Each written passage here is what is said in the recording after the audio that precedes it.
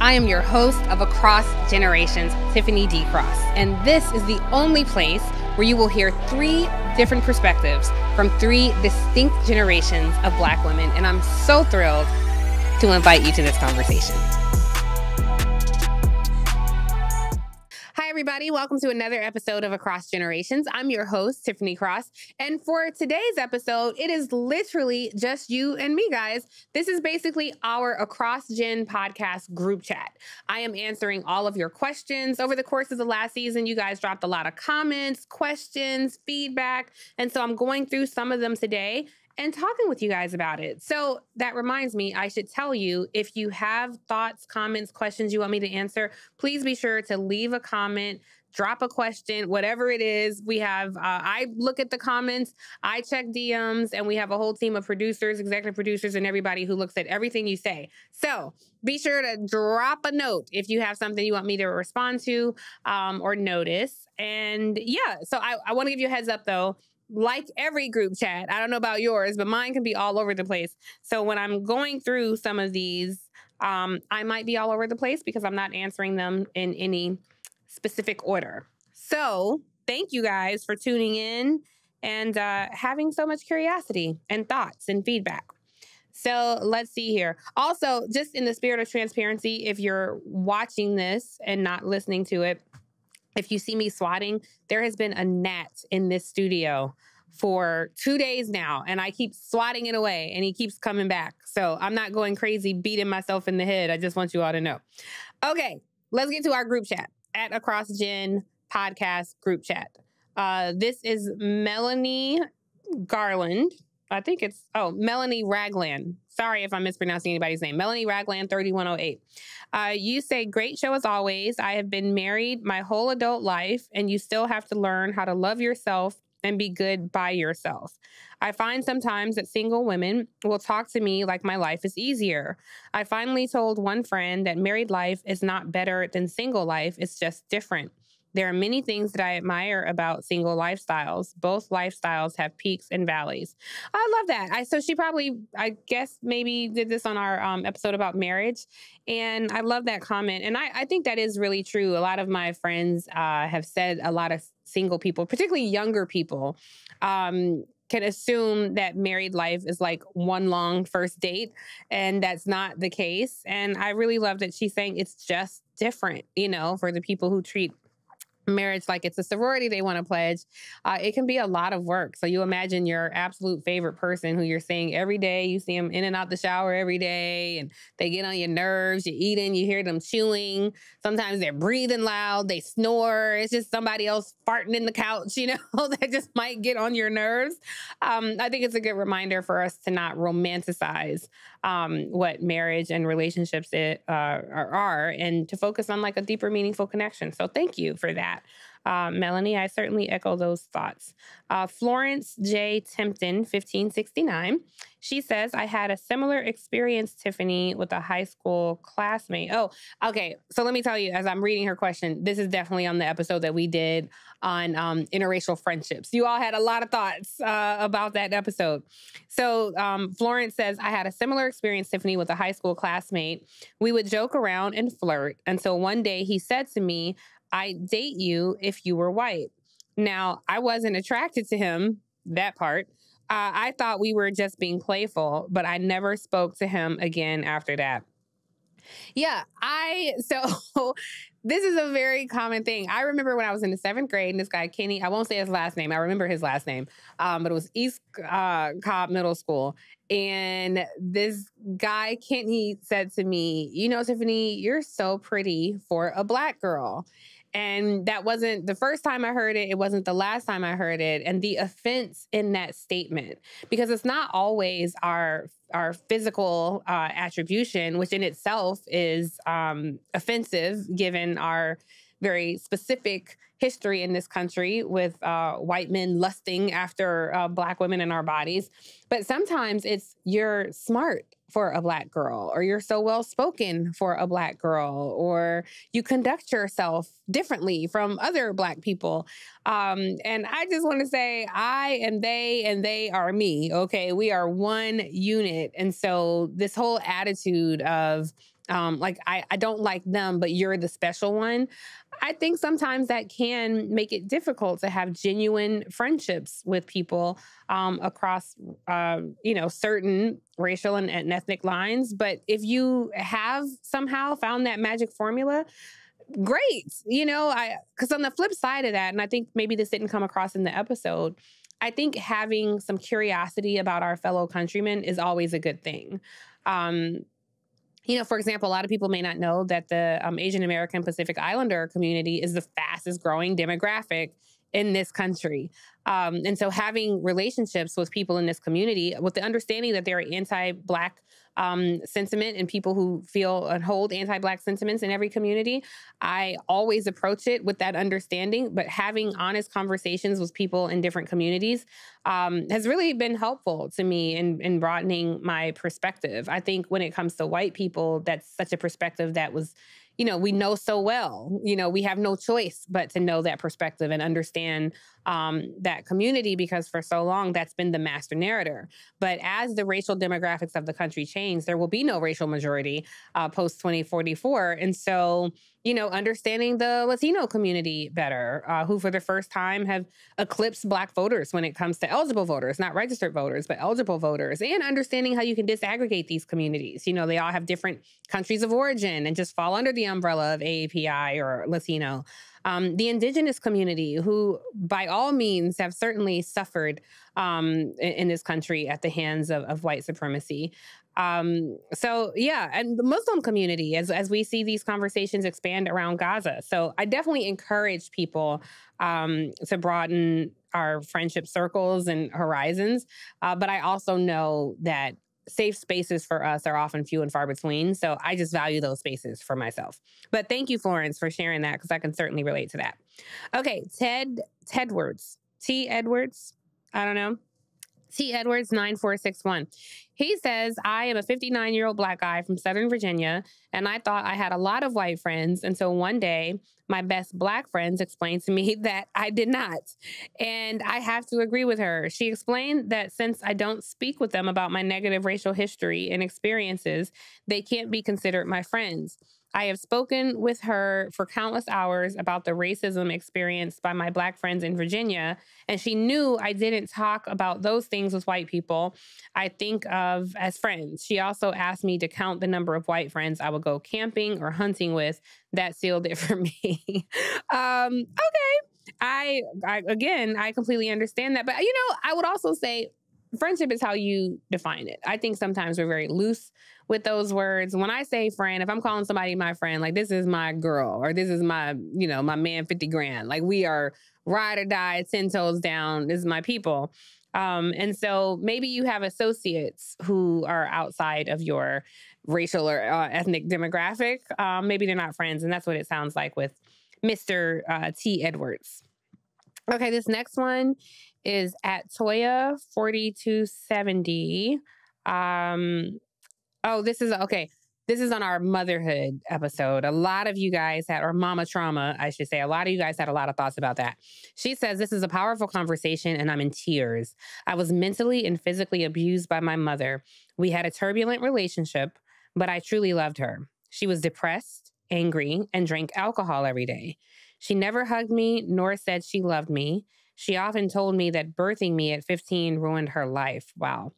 She died from a heart attack at 52. I'm now 53. After intense therapy and the love of Jesus, I forgave my mother.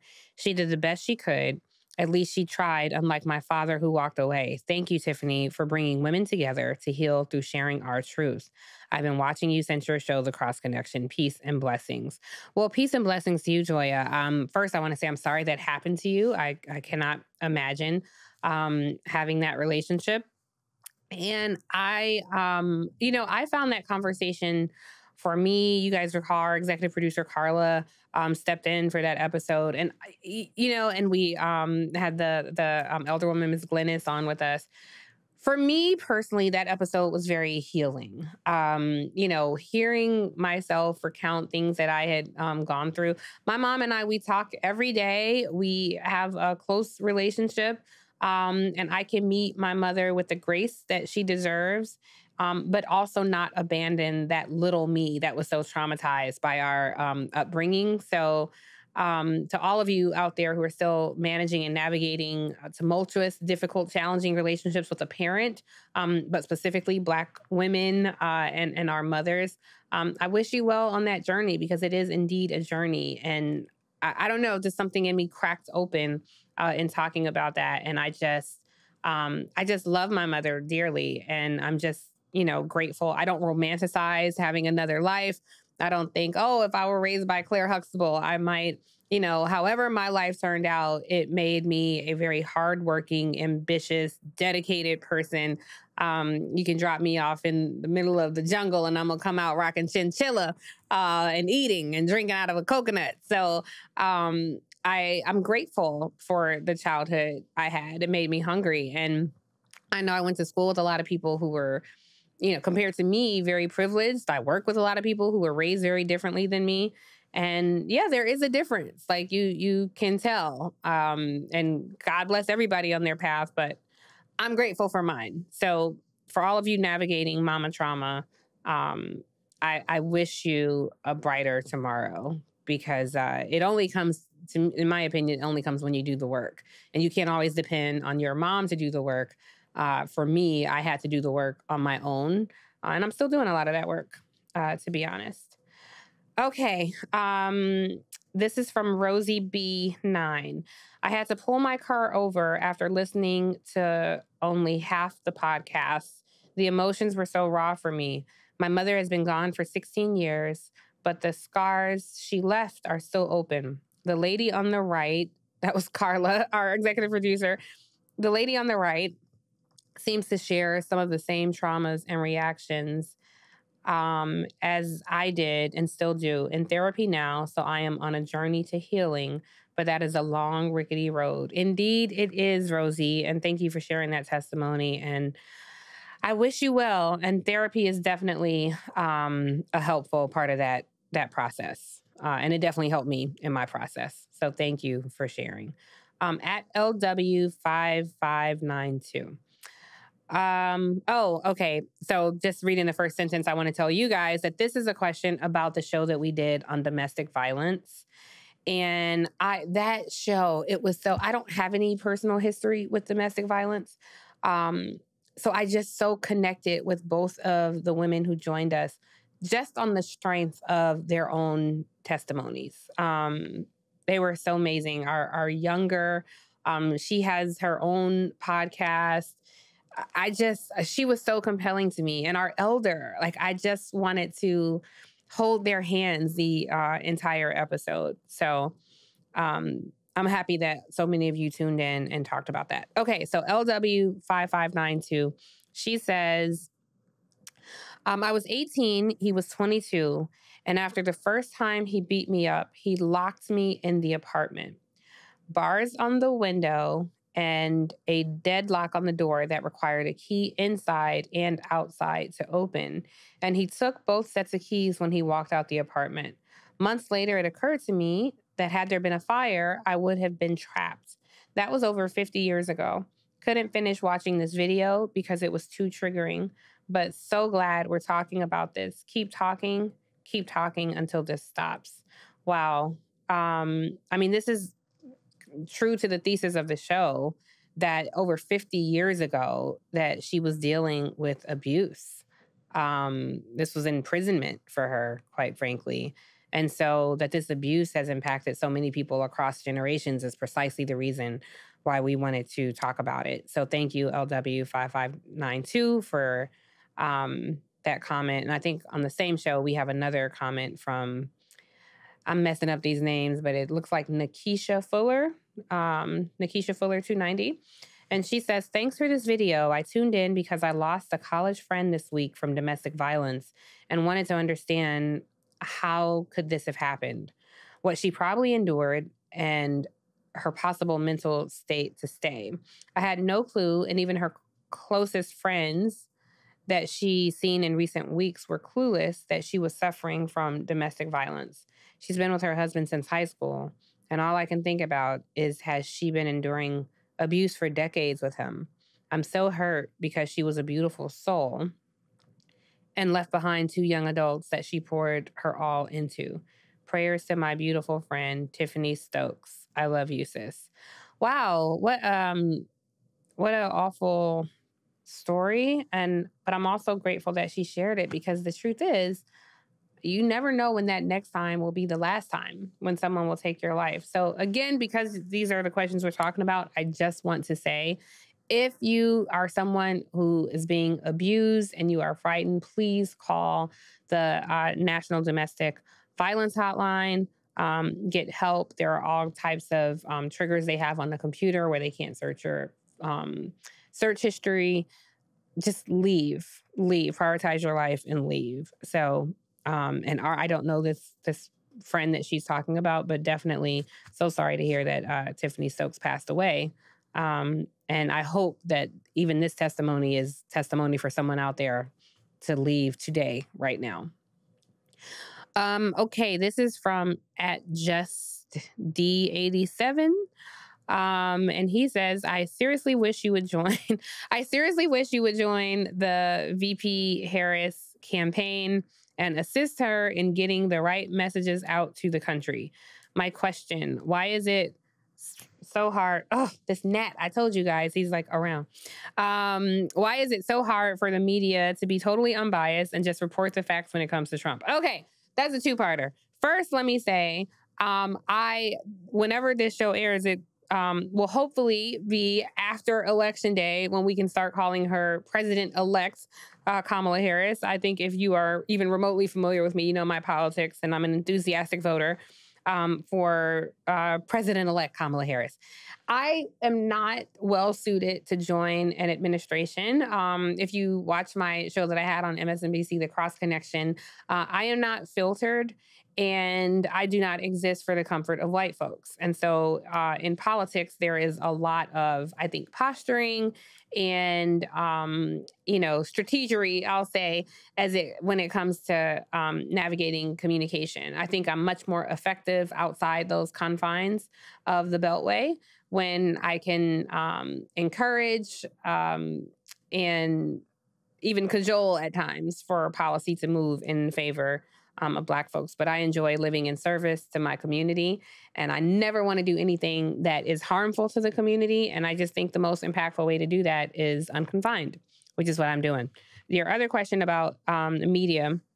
Yes, I think, this is why we see the media become so decentralized now, and streaming has disrupted this landscape, because for so long the media is playing in our face, even with the quote unquote assassination attempts on the former president Trump 45.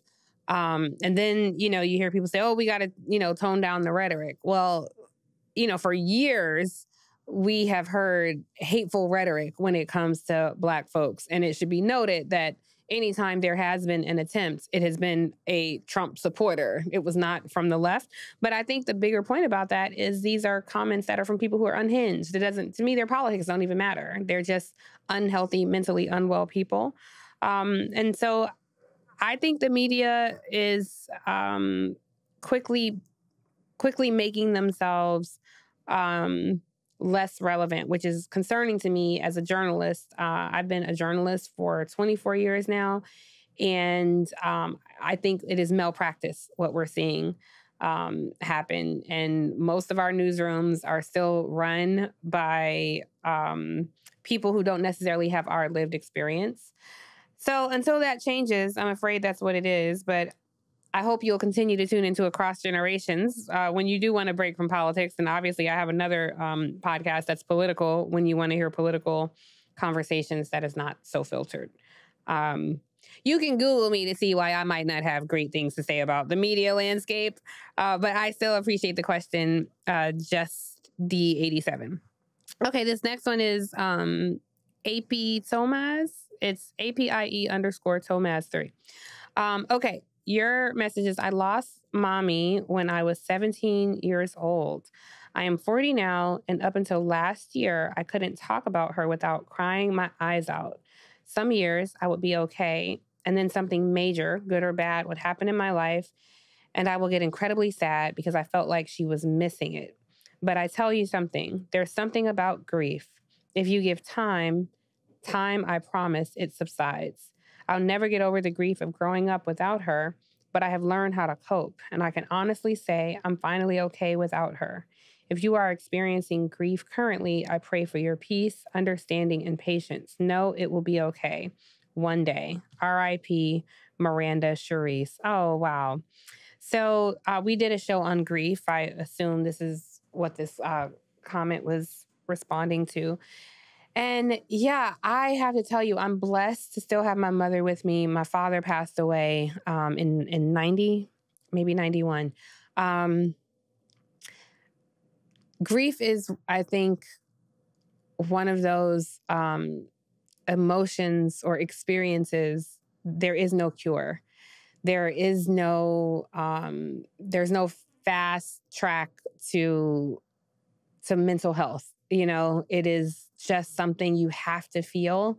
And I am terrified, absolutely terrified when I have to feel that for my mother. I mean, that's part of the grace I have for her. As tumultuous as our relationship has been at times, I cannot imagine living on this earth without her. Even the thought of it brings a lump in my throat. It does not compute in my mind. And yet, this is the cycle of life. And so I know at one point that will be my reality.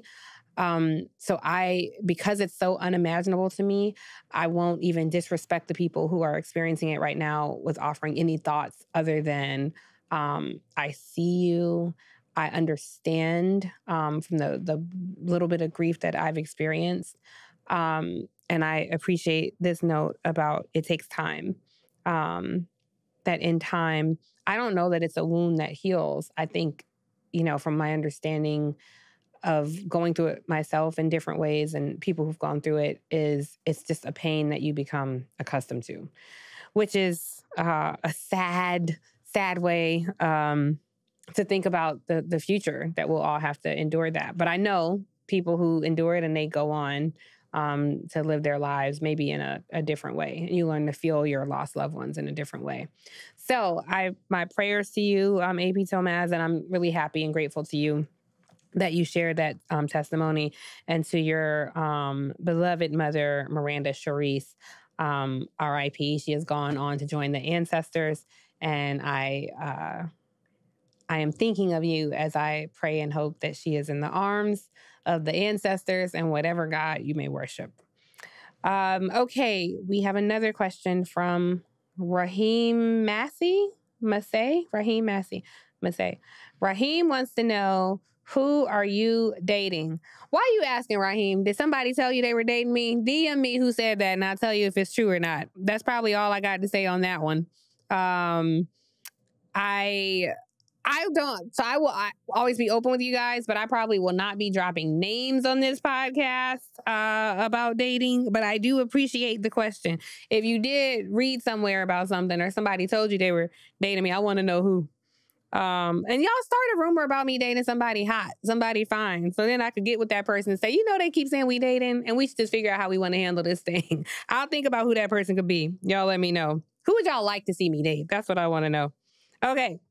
Oh, this is from It's Soul One. They want to know my top 5 albums. I like that question. Top 5 albums. Okay, I don't know if these are in any order, but off the top of my head, Purple Rain. That's the album I listen to. I don't skip. And then, of course, it's Prince. So, Purple Rain. What else? Carla want me to embarrass myself and sing my favorite song off Purple Rain. What is, okay. Why am I letting her let me embarrass myself? Maybe I'm just like my mother. She's never satisfied. Why do we scream at each other? This is what it sounds like when doves cry. Dum, dum, Dun, dun, dun, dun. Okay, I'm not embarrassing myself anymore.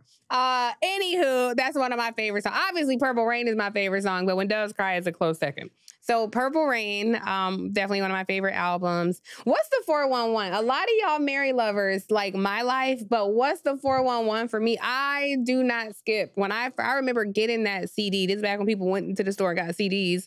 I remember buying albums. But people went and got CDs, and I would just let it play. Like, Real Love was, like, so revolutionary to me.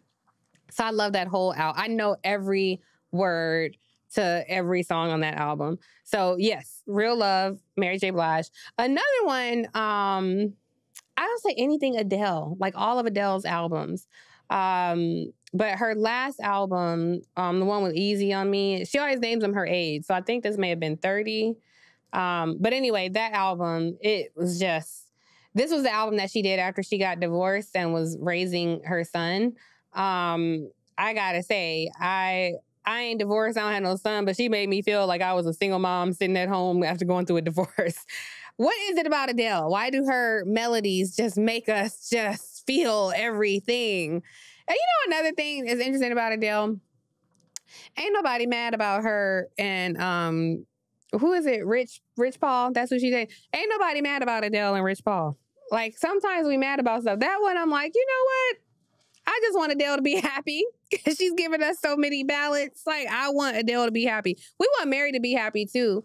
And I'm happy. I'm sorry that Mary went through so many things, but from her pain, she gave us some beautiful music. So, okay, I said Adele.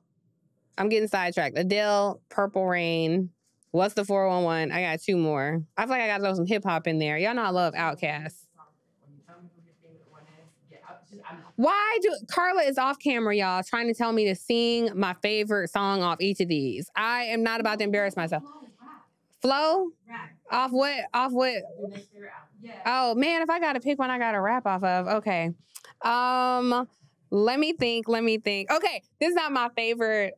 This is not my favorite album, but I will tell y'all, this is one of my favorite songs is when I was first introduced to Tupac. Y'all, some of y'all may be too young to know. Tupac used to be with Digital Underground. And so we all knew Shock G, like we all knew them. But then this same song came out.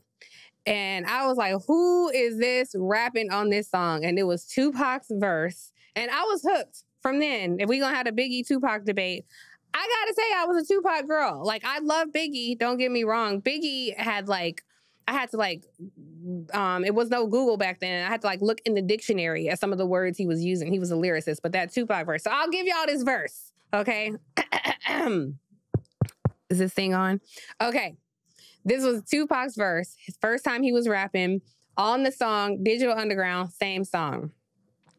I used to clown around when I hang around with the underground. Girls used to clown, say I'm down when I come around. Gas me when they pass me. They used to diss me, harass me. Now they ask me if they can kiss me. Get some fame. People change. One of their life highs, same song can't go wrong. If I played a nice guy. Claim the fame, must I change? Now that I became strong, I remain still the same. Why too? Because it's the same song. That was Tupac's verse. I was so into it. Carla got me embarrassing myself, dropping my flow. Dropping my Tupac flow, but it was a short little verse, and I was like, damn, this dude is dope, and I liked him, and anyway, I was into him ever since. So that's one of my favorites. All of his stuff. I was into all of his stuff. Biggie, for sure, but I don't know that I would put that in, my top albums. T.I., he's a rapping dude. But then, I got to show the ladies some love. When I was young, the first album I ever bought was Hot, Cool, Vicious. And this was literally an album. Hot, Cool, Vicious. Who know who sang the song Hot, Cool, Vicious? I'm waiting a minute before I tell y'all because I want y'all to drop in the comments. Don't cheat and Google. Drop in the comments who y'all think it is. Hot, Cool, Vicious. It was 3 women on the album cover, and one was in it was a shaded red, and then one was purple, and then one was blue. And they were all together. Do y'all give up? I'm going to just tell you. Salt and Pepper. It was Salt and Pepper, Hot, Cool, Vicious. That was one of my favorite songs. Tramp, What You Call Me. Dun, dun, dun, dun, dun, dun, dun. Anyway, that was one of my favorites. So, yes, those are my albums. I don't think I gave you 5, but you got an idea of who some of my faves are. Top 5. Oh, Favorite author. I like this question. So I read a lot, you guys. So I don't know that I can narrow it down to my favorite author, but I will tell you some of my favorite books.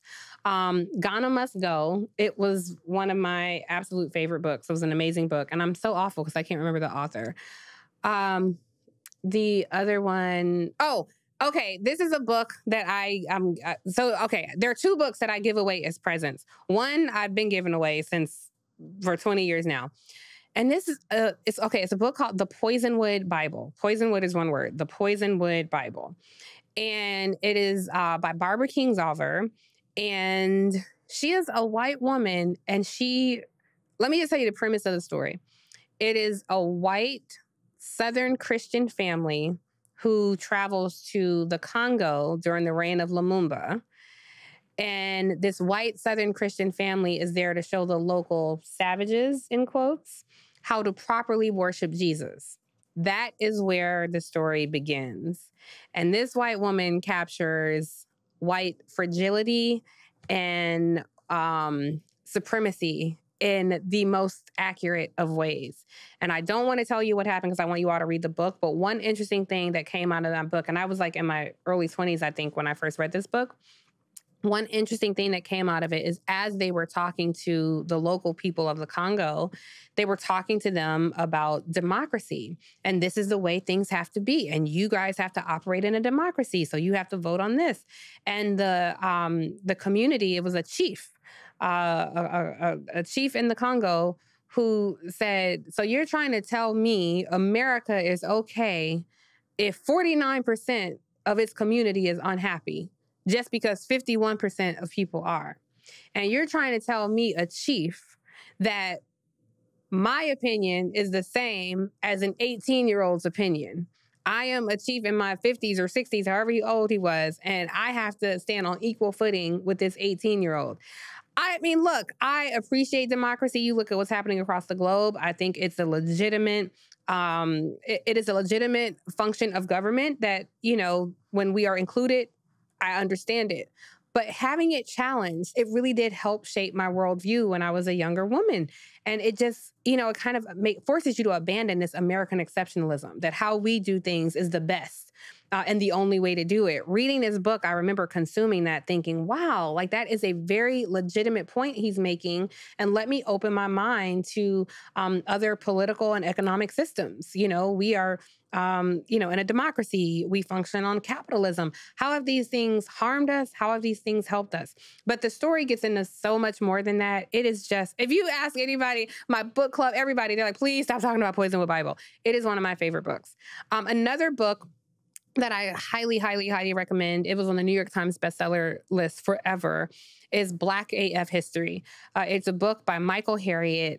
And Michael Harriot, if you guys follow him on Twitter, he's known for doing these amazing, historically accurate threads about pretty much anything happening in the country. He used to write for The Root. Then he wrote for The Griot. He writes for The Guardian. Like, you can find his byline everywhere. He wrote this amazing book that is like a Bible. Like, you literally can't read it in one setting. And what I love about it is because I'm privileged to call Michael a friend. And Michael was homeschooled. He grew up in South Carolina. And so he never learned this fantastical tale of America that so many of us did. He never learned that Abraham Lincoln freed the slaves. He never learned that, these nice little white pilgrims just pulled up on America and the indigenous people were like, come on, guys, let's all have a meal. Like, he only learned the truth, and his curious mind led him to research. And so he kind of became this historian and started following these things that he learned as a child and researching them and, literally connected and historical data and facts and documents with the stories that he tells. And he tells the true story of America. And the book is written very academic, but in language like you and I speak. So it's digestible, it's easily processed, but it tells the most accurate story of the founding of America. And when I say it is absolutely fascinating, Michael Harriot, in addition to becoming a historian, he, went to, I don't know what he studied in undergrad, but he went on to study macroeconomics. He has such a vast field of expertise. and it's funny. Like you read this book, you laugh out loud sometimes, and you are just righteously angry. But I can guarantee is you learn so much. It is with footnotes, it is with stories. It's a quiz at the end of each chapter. If you have kids, please make them read this book. If you're curious about history, read this book. If you're not curious about history, get curious, because this book, it is the most amazing piece of work. So shout out to Michael Harriot. So yeah, I think those are some of The Brief Wondrous Life of Oscar Wilde by Junot Diaz. Every dude I recommend this book to, they love it. So that's another one I love. So yeah, those are some of my favorite books. I love to read. If you guys like reading, if you have books that you're reading, please send them, drop a comment, and let me know what you're reading. I love to read. It's one of my favorite things. So I just gave you guys some really good recommendations. I can guarantee you won't be disappointed. I'll recap. Ghana Must Go, The Poisonwood Bible, Black AF History by Michael Harriot, and The Brief Wondrous Life of Oscar Wilde by Junot Diaz. I could probably give you 20 more books because I love them, but off the top of my head, those are some. So now you guys owe me at least 4 books that I have to add to my collection. So please do drop a comment and let me know what I should be reading. Okay, I think that's all. I have more questions, but I think that's all the time that we have. I hope this isn't boring to y'all, just hearing me answering some of your questions. I appreciate that you all are so curious and have so much to share and have feedback. So we'll do this every now and then. You guys let me know what you think about it. If you like me talking to you, we'll do more of these. In addition to our regular shows. Really quickly, one question I didn't get to. Somebody was saying, Carla and I were talking about this. Somebody wanted to know, well, when is your next episode of Across Generations coming out? And she's like, yeah, but by the time that you're answering it, like the episode will be out. So I'm going to answer that question. The next episode of Across Generations is right now, because you're tuning into it. But I do want you to know that we drop every Tuesday. That's when we drop our audio. And then every Wednesday is when we drop our video. So please be sure to subscribe to our YouTube channel. It is at Across Gen Podcast. Follow us on Instagram at Across Gen Podcast. You can follow me at Tiffany D. Cross on Instagram, and share and rate and review the show on Apple Podcasts. You can get this show anywhere you get your podcasts. And of course, you can watch the video on YouTube. And I know a lot of you, I have friends who only listen to the audio. And so sometimes I say, oh my gosh, you didn't watch it on YouTube? And I'll show them a clip on YouTube and they're like blown. They're like, oh, I never thought that guest would look like that. Or, oh, when I listened to it, I thought, I pictured somebody who looked totally different. So I appreciate that there are some people who really like the audio. And then there are other people who are just loyal to watching the video. However you watch it, we hope you continue to consume this content because it really is made with you in mind. And I am thrilled and blessed and honored and privileged to take any amount of your time to have these deeper conversations. We'll be talking about a lot more topics. We have an endless bucket of topics that we can talk about each week with an elder, a younger, and me. So thank you for taking the time to tune into this very special episode and being a part of our Across Gen Podcast group chat. And we'll see you back here next week with an all new episode of Across Generations. I'm your host, Tiffany Cross.